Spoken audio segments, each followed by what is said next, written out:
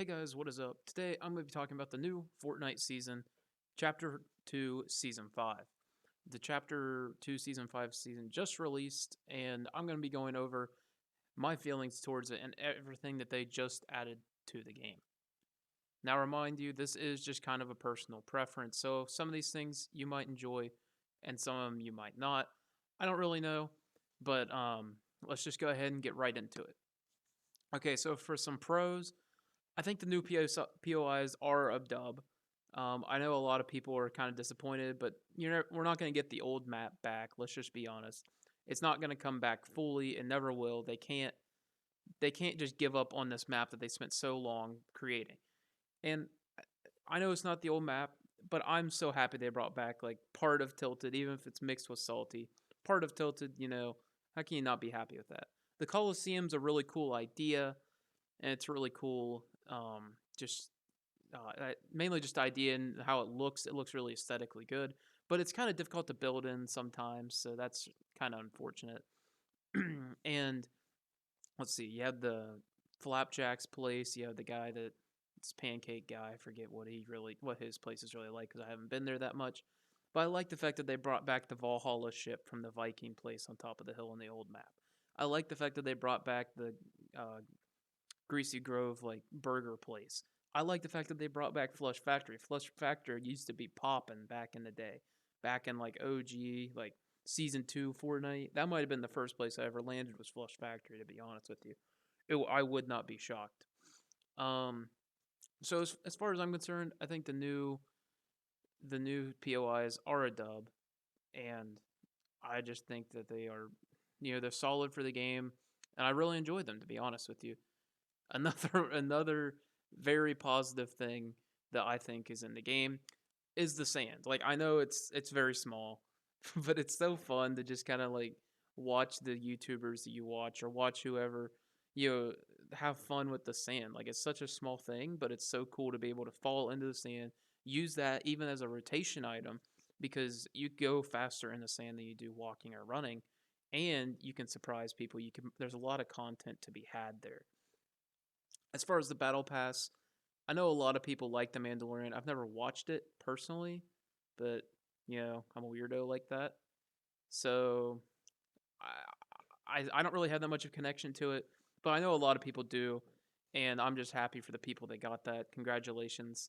Um, I hope you're happy with how it came out. I hope you're happy with the Baby Yoda. I know people love the Baby Yoda, and I mean, as far as the other skins, like I enjoy the other skins a lot. I think the anime skin definitely attracted a lot of people. It's really cool. Um, I actually enjoy the girl before she turns into a shark. Whenever she turns into a shark, that's kind of weird.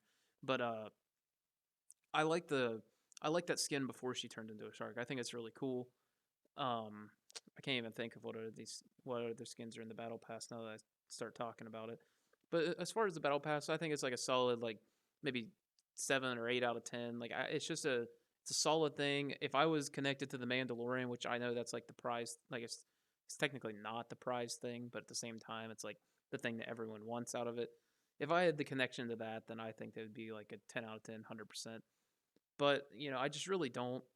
And the emotes are kind of lackluster, and I don't really care about the contrails or anything like that. But the emotes of the skins are all I care about. The skins, I like most of them for the like again for the most part, and the emotes are really lackluster.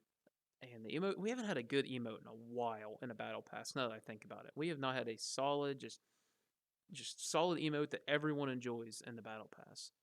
So I mean, hopefully they can fix that. Hopefully they can put something that everyone kind of enjoys in there. um, it's another thing that I like. You're seeing it on the screen. Tax. I love the fact that they put tax in the game. I think tax are a staple part of the game, and I'm glad that they put them back in the game. It's really just I think a better, it's a best quality of life thing. Just because like whenever it was basically pumps and what was it, pumps and charges, or not pumps and charges, it was pumps and combats last season. But the combat was so bad that it was basically just pump or bust. Like, and I'm okay with that. But whenever they put the charge back in this season, which I'll get to later, I just think it's a bad. Like I just think the charge is absolutely or the not the tax absolutely had to be back in the game, and I'm glad they put him back in the game. I know we're back in the exact same situation we were with the shotgun meta in season 3 of chapter 2, but that's okay because everyone's a little bit better with the charge now. It's still not the pump, but everyone's a little bit better with it. It's a little bit more bearable, I guess. Still not great. Still not something you want to pick up on a regular basis. Definitely want to be going with those tax. I love the new AK. I think the new AK is fantastic. It's the AK at one point, like whenever it first came out, it was really good, and then it got nerfed into the ground, and I just couldn't find it enjoyable anymore. I know my duo partner, he always used it a lot, but I just couldn't find myself using it consistently, and it was very inconsistent weapon, to be honest with you. Very inconsistent. You'd every once in a while get Bloom on your side and just like dink a guy a couple times, but for the most part, you just couldn't enjoy it. Like you just could not hit shots consistent enough, and that's why I didn't use it. But the new AK has a little bit less bloom, and it shoots faster than the old AKs. Now the sounds I don't like the sound on it, but I prefer the old sound. But I mean, I like the new AK. I like that they put it back in the loot pool. I like the fact there's more variety. I'm glad they put it back in. And let's just go ahead now and get to the more depressing part of the video where I talk about things I don't like. They took out the pump. I think that's everyone's general consensus is they took out the pump. The pump is a staple of this game. Like, name a more iconic weapon, maybe other than the Scar in this game. It's the pump. Like, the pump is what, like, it's not what made this game popular, obviously, but it was such a fundamental part of this game. It's just too satisfying, too good of a weapon not to have. And if they, like, I wouldn't even have minded if they would have kept the pump in the game but nerfed it. I would have rather them nerf the pump and keep it in the game than take it out and put a lesser version of it in the game. And that's just simply because of how much nostalgia surrounds the weapon. The weapon it's just been a part of Fortnite history. It's just a great part, and I don't know why they continue to repeatedly remove it and take it out and put it back in, take it out, put it back in. I just don't know why they keep doing that. If they don't want a hard hitting shotgun quite like that, they can always nerf it. I don't know why they keep taking it out and putting it back in, but it makes it to where the tack is just the only option. You can pick. I mean, the charge it's not bad, but I mean it is bad. It's literally just a worse version of a pump. But now that people know how to use it, it's not quite as bad. But I don't know. I just don't understand the thinking behind this. I really don't. I just don't know why they keep taking it out. Back to what I was talking about the Coliseum. There's a lot of parts of the Coliseum where you either cannot break like the walls at the Coliseum, which I don't understand. I don't know if they're just trying to keep. I really don't know why you can't break those walls. But there's certain walls at the Coliseum you just can't break, and if you get trapped in there, it's honestly an easy way to die. There's just no way you can get out that direction, and it's really unfortunate. And then there's another bunch of places where you can't place walls.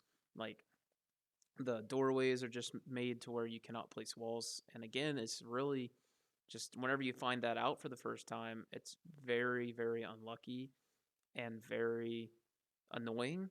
Like I like to be able to place my builds. And whenever I can't and whenever I have to just have previous knowledge about a place not being able to place builds, it makes me not want to go there because I'm going to have to learn every single interesting and neat place where you can build and where you can't to get a competitive advantage. And it makes me not want to go there because I don't want to sit there and learn where you can and cannot place builds all the time. And I think the Coliseum's a cool place. I think it's a great place to it's great for the game. I like it. I like the whole aurora around it, aroma around it. But at the same time, like I don't, ah, I just don't like not being able to consistently build and protect myself. So as you're seeing right here, I am talking to an NPC about different challenges I can do, and that's something I wanted to talk about next was the gold system they implemented. It's basically like their version of like a I don't know. It's kind of a buy station, but kind of not in a way. It's not a buy station like in the slightest, but at the same time, it's just something on the map that you can get. You can get extra quests during the middle of the game, and you can get gold, which I'll talk about in a little bit. but I just don't. I don't know. I just feel like they could have just. I don't know. I kind of like the NPCs just because they serve the purpose of small little challenges you can do in game. They're unique each game, and you can do more gold every single game that you play. Now, the gold, on the other hand, I don't like how they handled the gold or the exotic weapons, which are kind of like what it builds up to. Um, so the gold you get, you can purchase small items like you saw from the last person. I could purchase peppers. I didn't end up doing it, but I probably should have. But whatever.